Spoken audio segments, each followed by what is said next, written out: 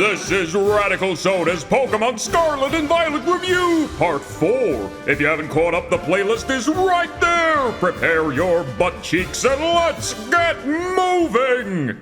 I thought it was pretty funny that Sunkern are hanging around with the Smoliv, another new Pokemon introduced in this generation, scattered around the area. Weird how they're so much bigger. Not that they're particularly large, more so a bunch of the new Pokemon in this game are just really small, which honestly doesn't make a lot of sense with the low resolution of the game combined with the whole walk into a Pokemon to start a battle thing they've got going on here, but we'll talk about that later. Smoliv! This little guy was shown off in the trailers and people immediately took to it like a Rottweiler to an unattended baby.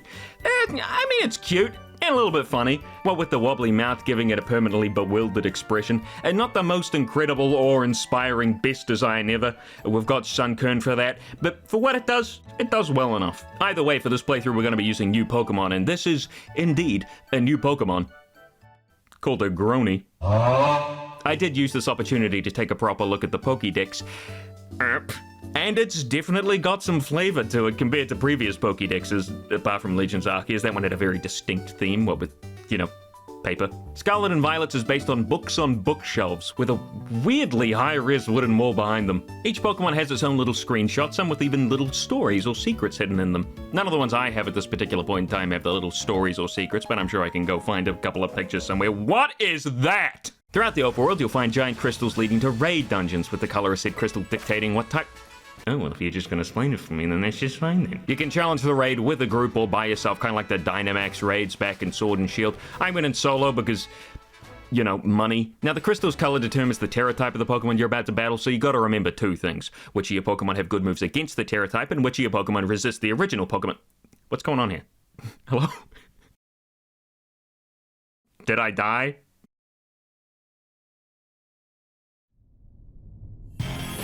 Jesus Christ, that's not edited in any way, by the way. That's how long it took for me to get into my first raid. You get a bunch of random NPCs as teammates. Why everybody but the fashion disaster over there wore the exact same thing I did is up to interpretation. And as soon as I saw this, I immediately thought, shit, this is just the Dynamax raids all over again. And yes it is. But thankfully, we don't have to really deal with that quite yet, as this raid's only a one-star lizard baby, and overall, not very difficult, even with the accidental bring a bug into a fiery dead moment I had earlier. The raids basically act almost exactly the same as the Dynamax raids, except now you're not as harshly punished for Soul Rock using cosmic power over and over and over. If an NPC dies, it doesn't really affect you all that much. You'll only take a penalty to the time meter slowly making its way across the screen if you die in particular, and you don't have to worry about the HP bar stopping for any dreaded shields. It's not a turn-based thing now like the Dynamax raid, so you don't have to sit there waiting for everybody else to go, unless you're faint. For some reason, NPCs just sit there doing nothing! It's unfortunately not a flawless system. I mean, it would be, or at least it'd be, acceptable if it worked properly. Playing with NPCs is fine. It works, technically.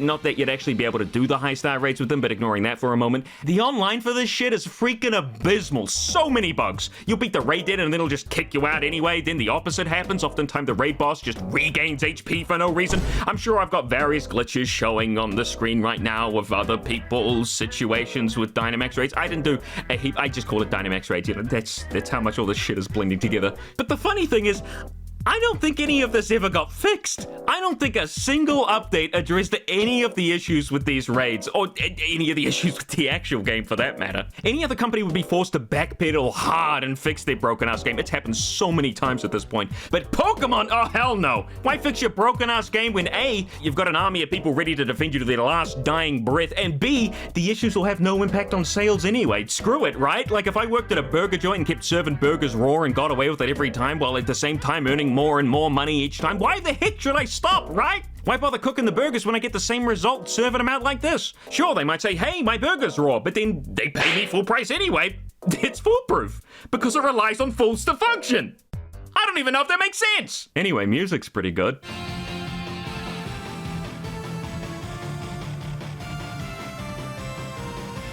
Sounds like Undertale. Once you beat the raid boss, you have the option to catch it. I don't think you can fail this, but I mean, hey, I've been wrong before. And you get a bunch of rewards too. EXP candies, useful for leveling up newly caught Pokemon, Pokemon materials for TMs, EV feathers, which used to be called wings, by the way. Makes sense to change the name, we ain't shoving a whole ass ducklet wing in our bag. Berries, pearls, you get it. Valuable stuff for any trainer on the market. Well, that's all done. Better go heal up at that picnic. There never was a picnic. I've gone insane. Never mind, I'm not crazy, the game is just lazy. Nice little rhyme there. I leveled up Grony using the auto battle feature down by the water. Come on, man. And I learned a valuable lesson. Koraidon stinks at jumping and is terrified of Psyduck. Go get him, Grony. But even though Koraidon jumps like a white guy, thanks to the power of social media, I learned that you can BLJ your way up any surface with ease.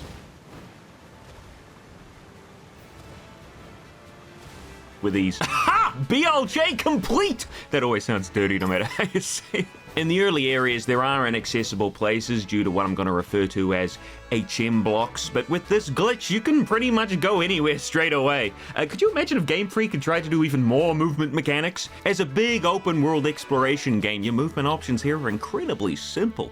You got run and jump. That's it. Can you imagine the jank we could utilize if we had Breath of the Wild's options or any other similar open-world games? Holy shit, is this famous YouTuber Donkey? Oh no, this guy's not black. Bad jokes and absolutely bastardized scenery aside, like, gee whiz. It is nice having the battles just kind of take place immediately where you're standing instead of having to wait for a whole big animation. Like with Mega Evolution or Z moves, I would say it's still sort of busted having access to terrestrialization while the NPC trainers get squat, but Wiglet fucking sucks. Ooh, Razor Leaf, nice. I can ask Grony for advice? What does that do? I should've known! No, this is a new feature where the game will let you know what the best option is in terms of overriding moves with a new one. Grony wants to forget Tackle and learn Razor Leaf. Why would you want that? Sweet Sin is right there. What are you, stupid? What are you looking at? You know how Sword and Shield did the whole popping up from the ground thing for when Pokemon spawned in? Here, they don't even bother. Who gives a shit, right? Just let the Psyduck Ultra Instinct into existence. Sure, no problem. What the heck is it? Is that something? Next up on the list of Pokemon that are far too small for the game they're in is Tadbulb! What do you get when you cross a Tadbulb with a light bulb? A dead tadpole. They can't live inside those. They need water. Tadbulb, however, is a cute little guy. A very simple design, and despite its appearance, it's not water type at all. It's just pure electric. Kind of like Tynamo in that way. I find it a little weird how it just floats above the ground, but hey, what Pokemon doesn't, right? Any fish Pokemon other than Magikarp basically swims through the air, and Geodude, despite being a rock with two perfectly capable arms, also levitates around. Like, come on, at least have it roll like its evolutions do. But we're not here to dig on Geodude. We're here to talk about Tadbulb. There's not much to say. I mean, I've already kind of said everything there is to say. A cute light bulb floats. What else is there? Unless there's some sort of a hidden mythology that's based on it. But I don't think so. I think that's it. I called mine Frencho. I was having an off day. I didn't use it anyway, so it doesn't really matter. I keep forgetting the school is open to all ages. I saw this double and got real confused for a second. That is a well-groomed 12-year-old. My god, that is not what I meant. Suddenly, tutorial approached. No longer will you need to find an old man or go to the Pokemon Center to relearn old moves. Now you can just do it through a menu. That's neat, that's good. It's a fine quality of life change.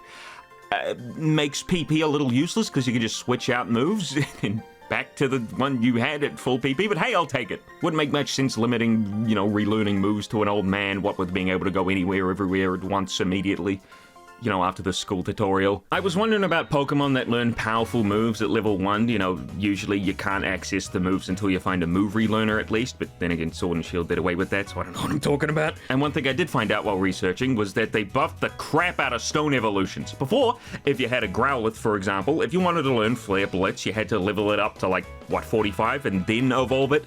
Now in Scarlet and Violet, though, screw that shit. Just slap that Firestone on and go to town. Flare Blitz level 1, bitch. Hey, you want to play rough with that? You get extreme speed on evolution too, so you're basically set from there. Just make it a regular evolution at this point, man. Not much point in having the stones for these kind of Pokemon if you're only ever going to be rewarded for immediately evolving them. Still, obviously, is fine for Pokemon with multiple evolutions like Eevee, but let's just say Ludicolo, there's not much point in waiting to evolve poor little Ombre here. You might as well not even exist at this point. And you can't argue rarity of the stones, like having to unlock it after beating a certain amount of gym leaders, because you can just run around until you find one on the ground. You don't have to unlock them that way.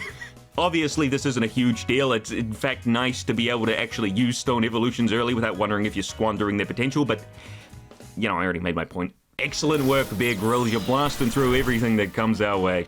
We're like a well-oiled machine! The heck was that? The heck was that? Anyway, so we beat the bearded 12-year-old no problem, and That's right, everybody. It's time for Bear Grylls, our little Sprigatito, to evolve. I'm actually really excited to see what sort of theme we're going to be going with here. Look in your heart! I'm just a furry! Florigato! Wow-wee! Look at that bipedal stance! My genuine reaction to this evolution was getting mad for like 10 seconds and then realizing the design is actually pretty good. No, it's not a quadruped, something we've been wanting for these sort of starters for a good while now, but it's not a bad design by any means, so I'm decently happy. Though I feel like he should have held his folded arms for a little longer there. Felt like he changed his mind halfway through and couldn't commit to it. Look, I'll do whatever pose you want. Folded arms, folded legs, I'll do whatever. Florigato uses the little flower bud on its shoulder to whack its opponents like a deadly yo-yo, which is cute, again. But let's just hope its final evolution isn't some sort of yo-yo trickster with sausage fingers like a certain someone we all know. I mean, we've had starter Pokemon that go from 4 legs to 2 legs and then back to 4 legs before, like Swampert. Also, oh no, there's no one else. A little bit of exploring later, and I really do mean a little, we're talking like 10 seconds later here, and we've stumbled across another new Pokemon. What is it, a Saltlick? Knackley here is probably the most inoffensive design I've seen so far. I mean, I don't hate it or even dislike it, but I don't particularly, enjoy it either. I do think the little cube of salt on its head wobbling is a nice touch. A bit of loose rock gives it something to animate, I suppose. It's a little hard to do when you're... Can you imagine, like, the animator behind Knackley? Like, he gets the model and he's like, what the fuck do I do here? Called him Salty DK Dan because the name fit. What a fantastic name that is. And sent him into the box, never to be seen again. What the fuck? Spent the next 10 minutes wandering around. I will admit it's a little bit addicting to find an item and then see another one a little further away and then you just kind of keep going like some sort of candy trail. Would be better, of course, if the render distance for the things was further than, like, arm's reach. But hey, what are you gonna do? This is Game Freak we're talking about. Oh, see you later, lady. There's a ball hovering in the air over there. Ghost! I'm just about done here. Anyway, yeah, it is nice that your exploration is at least somewhat rewarded, even if it is the bare minimum. Do I make a joke there, or is that funny, or is it just kind of sad? Making my way over to the nearby town, I noticed a different pillar of light, not lighting up the area around it, richest multimedia franchise in the world, turned out to be a fancy Diglett with a hat, which always spawns here apparently. There are certain hatted Pokemon which will always spawn in certain areas. Weird how they wouldn't make this semi-random with, others mixed in, but no, they really like Diglett, I guess. You can still hear the shining sound effect during the whole battle, by the way. That's not annoying at all. The fight itself wasn't anything noteworthy, really. You get the Pokemon low enough to break its hat, and then it's free to catch or kill. I think I've seen enough today. I did spy this little guy before the Diglett battle, or more so heard him.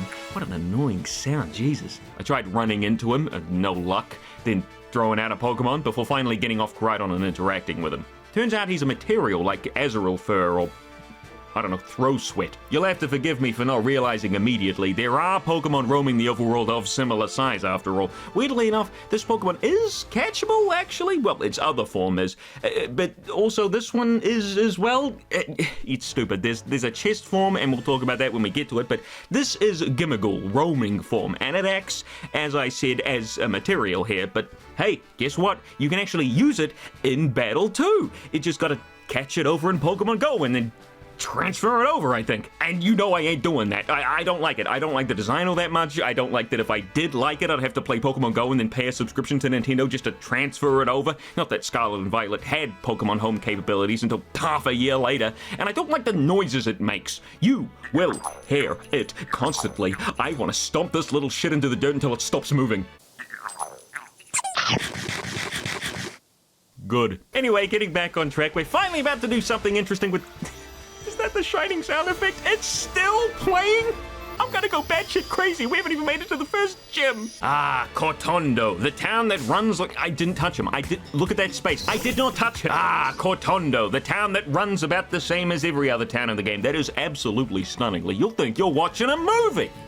You know, because the frame rate can't get above 24. I don't have much to say about Cortondo. I had to look at my notes just now to even remember the name of the place. It has a distinct style it was going for, which is neat. I like the yellow houses, but there's nothing unique to do here. You can see a tree with some baubles on it, and it's also where the gym battle takes place. Cool as a set piece goes, I guess. But apart from the gym, there's nothing really here you haven't already seen.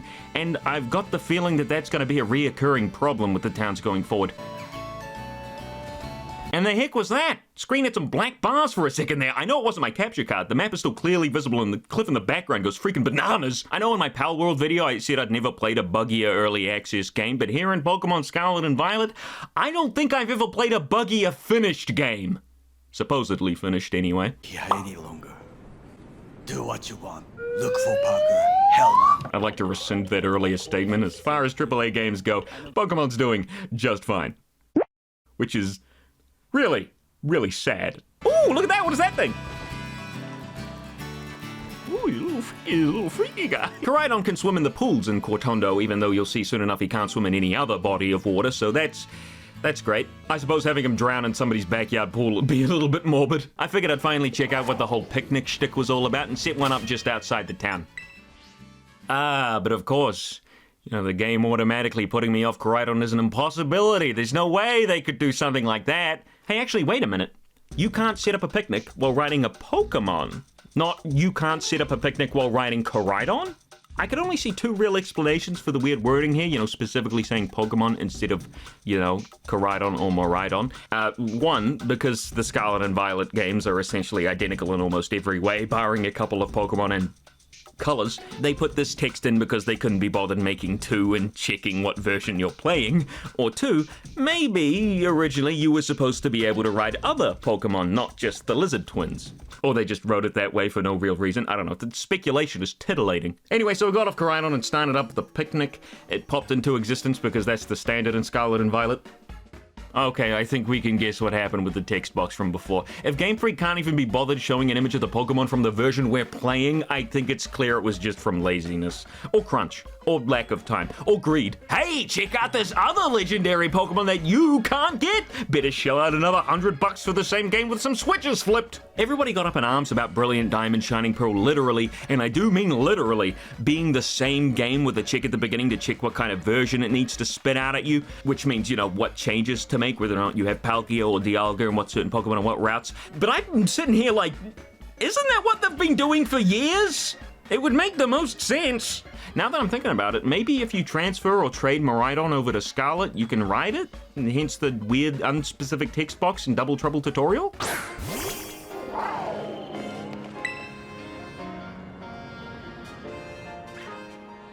Nope, not happening, I guess. Ugh, what is Wiggler doing? There's a wide variety of things that reminds me of, and none of them are good. There's a couple of things you can do while picnicking, basically the same stuff as in Sword and Shield, except you're no longer playing an on-rails shooter, and now you can wash your Pokemon! Okay, remind me not to catch anything too humanoid. Wait, what happens if you wash like a Ghastly? Does your hand just go through it, or is it solid? How about a Palisand? Does it absorb the moisture? Is washing a fish Pokemon even needed? What happens if you wash a Grimer, or a Magcargo? All questions that don't need to be answered because they all function exactly the same in game. What a life we live. I gave Shming Dingleson a wash and rinse, which raised his friendship a little bit. As far as I'm aware, that's all washing actually does here. And also Bear Grylls, because who knows how long it's been since he's had a proper wash. And I suppose this gives us a nice close-up look to the new textures you'll be seeing on Pokemon throughout the game. Some Pokemon do look a little weird with the new textures. Obviously, Shming Dingleson here looks like he's made out of lint, like I mentioned previously. But for the vast majority of Pokemon, the changes are quite nice. Metal Pokemon have shiny surfaces. Furry ones actually have fur now instead of looking like plastic. A few special cases like Ghastly have had changes made, so the special effects surrounding him look better. And I think best of all, Pokemon's eyes and mouths no longer look like stickers that have been slapped on without much care. You can really see this with Wooper. Like back in Sword and Shield, its 2D mouth stuck out like a sore thumb, but here, it's finally a real mouth with real depth. Should have been like this from Sword and Shield, but hey, I'll take what I can get. Going back to the eyes for a second, they now have a bit of depth too, which isn't quite as obvious as the mouth changes, but I'm so glad it's been done. They're still using the 3DS models, yes, but updating them over time is something I can get down with, instead of just, up-resing the textures like Sword and Shield did. Some Pokemon even got completely new models, not just updated ones. Charizard's a big one. Before it looked a little too, I don't know, cute. And Persian got a big upgrade too, looking far more fierce and feline. And I'm sure there's more, and jumping forward a bit, I know there's more, what with the DLC and all, but at this particular point in time, I haven't yet touched any of the DLC, so we'll get to that once the main story wraps up. Another little thing I'd like to point out is now how some Pokemon have new animations. Swimming, hovering, battle stances. It's obvious Game Freak did put some extra care into making sure at least some Pokemon were well looked after, like Pikachu, an electric-type Pokemon, has a swimming animation, but Floragato, or Bear Grylls, doesn't. It's like they had to pick and choose because they didn't have all that much time to do them all, which, I mean, I understand, or at least I would if the rest of the game didn't run about as well as a paraplegic. If we'd had a fully finished game, or at least a mildly finished game, I could excuse the little slips on details like this, but because we didn't, I'm kinda left wondering why these little details are in the game at all. How on earth did the animators actually find time to give Pikachu a doggy paddle when Koraidon's jump looks like a plank being thrown into the air? Either way, happy to see the extra details on the Pokemon's models. I'm hoping we see more of this in the future. There's still a ton of Pokemon that look really weird still from the 3DS days. Like Charizard got a huge glow up, but his poor boy Charmander still looks a little brain dead. I don't know what they'd really do to fix him though. I think the proportions of the facial area may be just a little bit off. It is hard to translate 2D artwork into 3D models, I get that, but you've got billions of dollars, Pokemon Company. I'm sure you can funnel just a few of those into a bit of plastic surgery for our good old buddy Charmander here. I got bored with picnicking pretty quickly and put everything away after a couple of baths, forgetting I could make sandwiches, so we'll come back to that later on at some point. We find Amota waiting for us in the gym. I don't know why she's here if she's got all the badges already. Actually, as someone who did the exact same thing Nemona's doing in this game to their friend in the very same game, standing around waiting to battle them, I get it. She even gives us some super potions, which is nice, and then leaves. Alright then. Figured she was wanting to battle us, but I'm assuming she's letting us get right to the gym challenge. Now, I'll be honest, my team is not looking so good for a bug-type gym battle, what with the lack of super effective types and 1/3 of my Pokemon having a weakness to it. So I decided to head back out into the open world and see if I can find some other buddies to train, or, what have you. Yep, that's right, Blue Balled ya. I know you were so excited to see a person on YouTube fight the first gym leader in Pokemon Scarlet and Violet. What a total letdown, right? Man, every time I come back to this game, I think to myself, the game doesn't look all that bad. Am I being, really harsh for no reason here? Do I have, a bias? Then I take a 5-second look at Tears of the Kingdom and, yeah, no, I'm not being biased. I just have functioning eyeballs. I want to make a trip over to the Psychic-type gym, but there's a river in the way, and Koraidon can't swim, you silly Billy, so we're off on a journey. Over the hills, into the distance, over the fields. I did not touch that guy! Through the paddocks and up the mountainous paths, finding berries and treasures underfoot along the way. I'd even say it's kind of relaxing. Well, if the game stops slowing down and freezing and dipping the frame rate every 5 seconds. That wasn't there before. I neglected to mention this before, mostly due to not knowing it was there or just not using the feature. You can press R3 or click in the right stick to have the camera set itself to a more classic style, meaning you have the little cutscenes when a Pokemon faints or when you send a new one in. It's great in theory, but the mountainous and uneven world of Scarlet and Violet, it's sometimes not the best option. Well, sometimes it's a little bit of an under-exaggeration. Often never. It's never the best option. Sometimes something might be a little out of frame, like a trainer's head, or sometimes you won't even be able to see your own freaking Pokemon. But let's say you liked this camera option and wanted to use it all the time. There's no option to make it the default, meaning every time you start a battle, you're having to manually click an R3. And that's thousands of battles over the course of the game.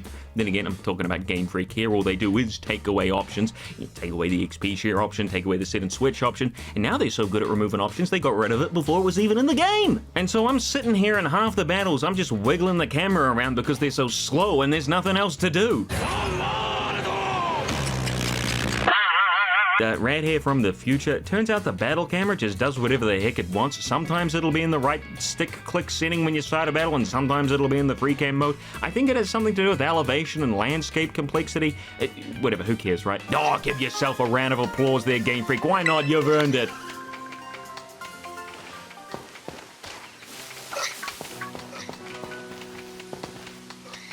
Huh? Was that a random loud-ass clap? You know, it's a good thing Mankey interrupted it. That's the glitchiest clapping man in a game I've ever seen. If left to his devices for any longer, who knows what he could have been capable of. After using the hat feature again, I realized I was already getting sick of the long animation time it takes every time you put on a new hat. Let's be real, it's longer than it has any right to be. So I checked the options to see if I could possibly turn them off or at least shorten them to be a digestible size. Kind of like in Final Fantasy X-2, how you can change the dress fair option, you know, animation to shorten or be completely removed. Unfortunately, no luck there. Not that I expected the option, to be honest, but I did learn one thing. Game Freak has struck again with their anti-option policies, and I saw the battle animation option was gone too. Look, in each Pokemon game, in order to speed up the battles for many repeat playthroughs, there's always been an option to turn off the battle animations, and for good reason. The battles take long enough already, no reason to make you wait even longer. It's the reason so many people speed up the damn games. But in the game that could have used this the most, the one with the long-ass hat video and sometimes seconds it takes in between moves, nah, get rid of it. It's what I've been saying, right? Respect your players and their time. They are the ones giving you the freaking money, but then again, of course, I also got to follow that up with, but they'll give you the money anyway, so do whatever you want, I guess. Well done on creating a franchise that people will flock to even if you're selling them literal garbage. That's a business I wish I had. Okay, getting back to the game properly. I'll just preface this by apologizing. I'm sorry, I can't keep going without pointing out each and every little thing. It's who I am, and it's another little thing to add to the pile, I guess. After you finish talking to a trainer, I'll use this guy as an example. You may notice while waiting for the game to load up a battle, sometimes which honestly should be instant, a few things happen. Firstly, our shadows become lower quality. I don't know why. Secondly, this random patch of grass next to me flattens. Seems that Invisible Man's fallen from a high place and just so happened to land nearby. And third, remember when I mentioned the grass around the battle area goes kind of see-through? At least I think I mentioned that. Well, anyway, that happens right away before the battle's even started. And then lastly, as the camera fades into the battle scene, my character just blips out of existence. I mean, I leap backwards while fighting a wild Pokemon. Why do I teleport now? I think the flattened patch of grass was for the dude's Riolu he sent out, but that does mean that the game has already put the Pokemon there before the battles even started, and the animations beforehand is just hiding that. I don't know why you'd even put the Pokemon there beforehand to start off with. What's the point? Is it loading in the model during all that waiting beforehand? Jesus. Makes sense with all the time you gotta wait. And can I just say, now that I'm thinking about it, this UI sucks, right? Like other RPGs out there, like Persona 5, are giving us themed menus with flair and polish, snappy and quick, and here's Game Freak shoveling out a stock standard menu with no personality whatsoever. This is like some alpha build shit, you know, the thing that they put in while they're making the game so it functions correctly, not the final product, man. And to make matters worse, as I've already said, the menus are laggy as balls. Kingdom Hearts 2 speedrunners out here blasting through menus at light speed on the PS2 while I'm stuck here in Scarlet and Violet trying to crust off my arrow and get it to move at any sort of agency at all. You can't tell me the Paldea region doesn't have a wealth of visual inspiration you couldn't have taken from it to make these things pop a little bit more. It just feels so slapped together, like something I could make in 5 minutes in Photoshop. I'm not kidding, here it is. They had a checklist of 3 things. Does it work? Does it look good? And is it quick to use? They checked off the first one, then pissed all over the rest of the paper. I'm honestly appalled it took me so long to mention the menus. There's been so much other shit commanding my attention, it just kind of slipped my mind. Well, anyway, not that it'll change just because I mentioned it. What the...